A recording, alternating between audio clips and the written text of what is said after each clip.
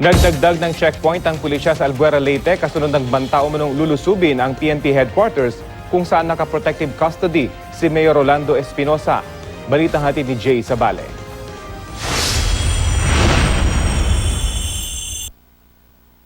Naghigpit na ng seguridad sa bayan ng Albuera, Leyte. Nagkalat ang mga pulis sa town proper kasabay ng pagdagdag ng checkpoint sa mga kalsada. Umiinit ngayon ang sitwasyon sa bayan dahil sa pagkaka-protective custody ni Albuera Mayor Rolando Espinosa. Hawak na kasi ng regional police ang ilang notebook at cheque na nag-uugnay sa mga umano'y high-profile protectors ng drug lord na anak ni Espinosa na si Kerwin. Meron kasing banta na lulusubin ng PNP headquarters ng Albuera kung saan nananatili ngayon ang mayor. Welcome din kayo. At least ma-exercise din yung chief of police kaya parang nasa loob na ako palagi ng opisina. Subukan natin para magkasubukan din, hindi lang tayo sa salita. Tuloy-tuloy din ang pagsuko ng mga tauhan ni Kerwin sa pulisya. Kabilang dito si Tony Pitt noong Miyerkules at kahapon naman si Ruel Manidlangan na umano'y hitman at tagabiyahe ng droga mula Maynila pa Albuera.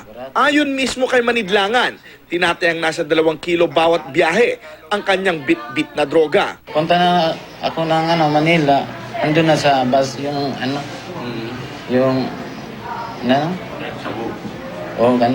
nakabalot yun. Tagdalawa ka pieces.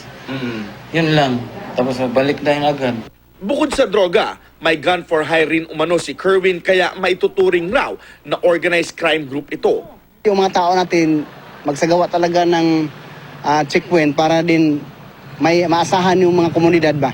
Ikinatuwa naman ni Mayor Espinosa ang pag-anunsyo ni Secretary Abella na kinukonsidera siya para sa Witness Protection Program. Pinasalamatan niya ang presidente, PNP chief at hepe ng pulisya ng Albuera.